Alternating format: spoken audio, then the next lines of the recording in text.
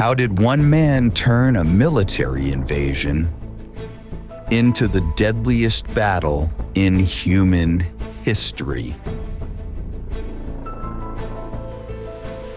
In 1942, Hitler sent his armies into southern Russia and then refused to let them retreat.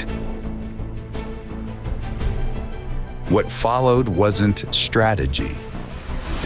It was starvation, freezing streets, and an entire army slowly disappearing. This is Stalingrad, where invasion became a death trap.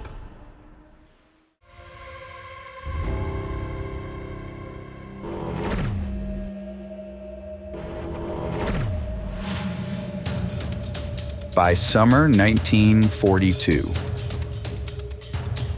the war in the East was not going the way Hitler had promised.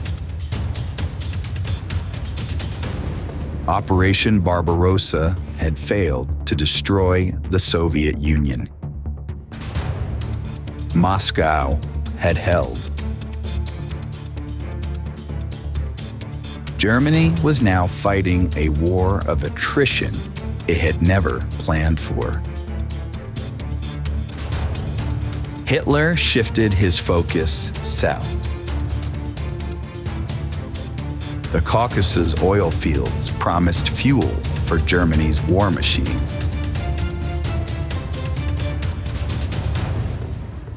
And along the Volga River stood a major industrial city, Stalingrad.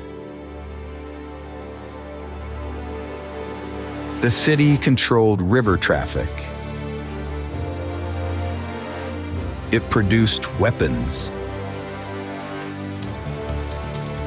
And it carried Stalin's name.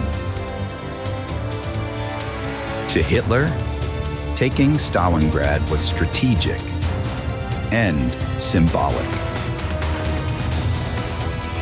To Stalin, losing it was unthinkable. From the beginning, Stalingrad was not a battle meant to be won quickly. It was meant to be endured.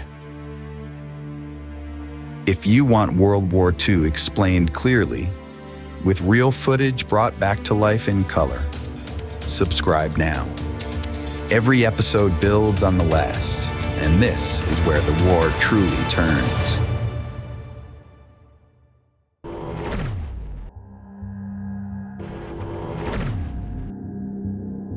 In late summer 1942,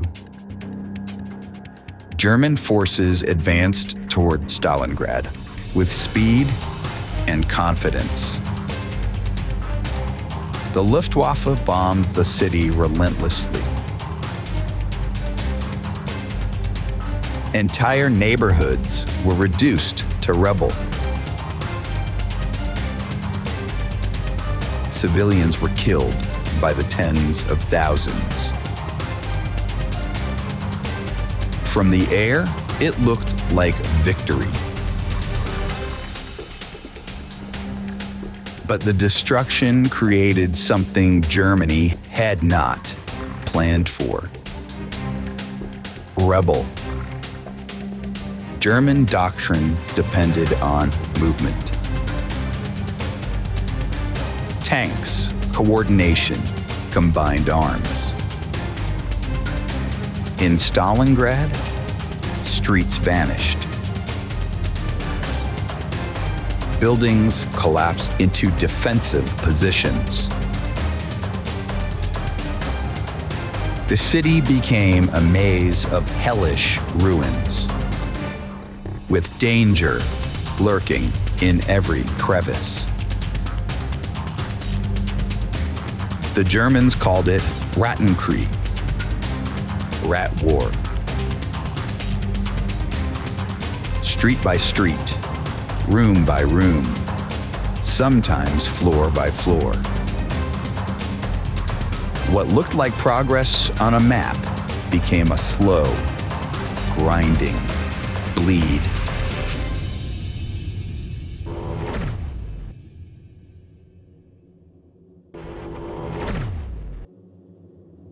Time itself began to break down inside the city. German and Soviet units often operated on completely different schedules, sometimes fighting on opposite sides of the same building without realizing it. There were cases where soldiers slept through firefights, and others where men fought for days without knowing whether it was night or day. In Stalingrad, the front line wasn't a line at all. It was anywhere and everywhere.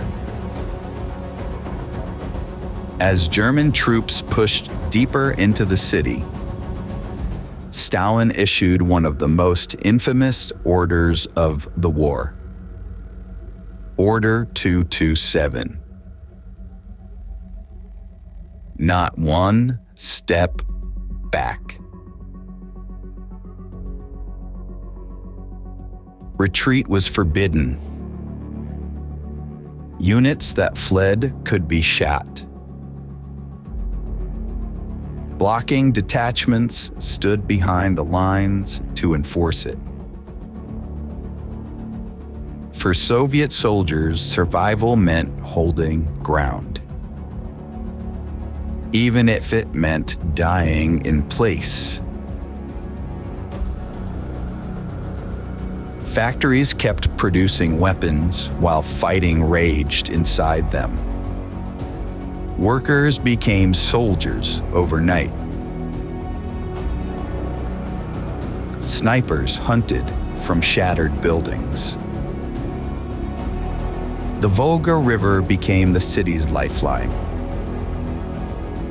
Reinforcements crossed under constant fire. Many never reached the shore. Those who did were told one thing: there is no land beyond the Volga.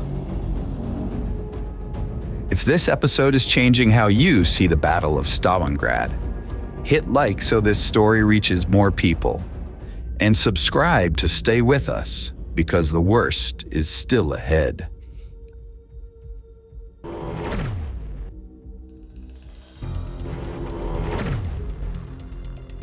By November 1942, the battle had consumed everything. German troops were exhausted. Supplies were stretched thin. Winter was closing in.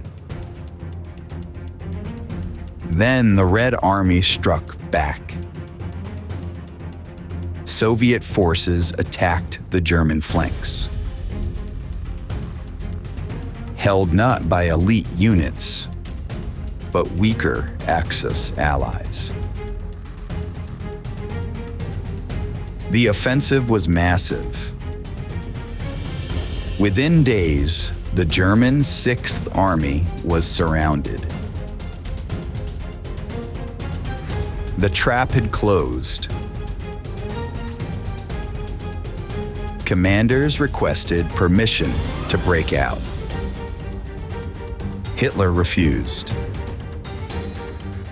He ordered the army to hold its position. Supplies, he promised, would come by air. They never did. The airlift failed. Food ran out. Ammunition dwindled. Stalingrad became a frozen pocket of starvation and despair.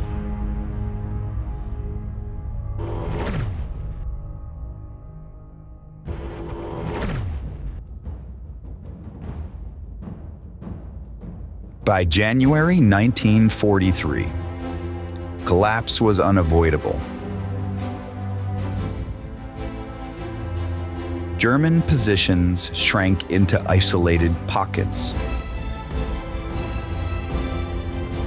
Wounded men lay untreated.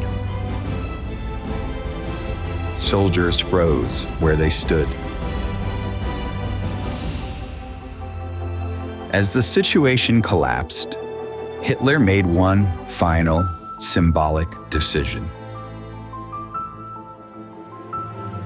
He promoted General Friedrich Paulus to Field Marshal. No German field marshal had ever surrendered. The message was clear. Paulus was expected to die, not give up. Instead, he surrendered the next day. Over 90,000 German soldiers were captured. Only a fraction would ever return home. The Sixth Army, one of Germany's finest, was destroyed.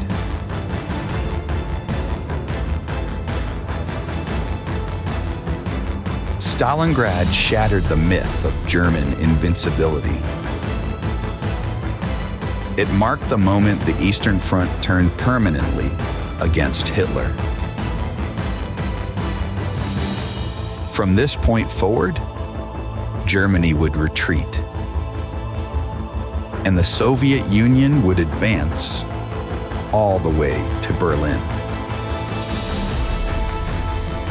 Stalingrad was not just the deadliest battle in history. It was the beginning of the end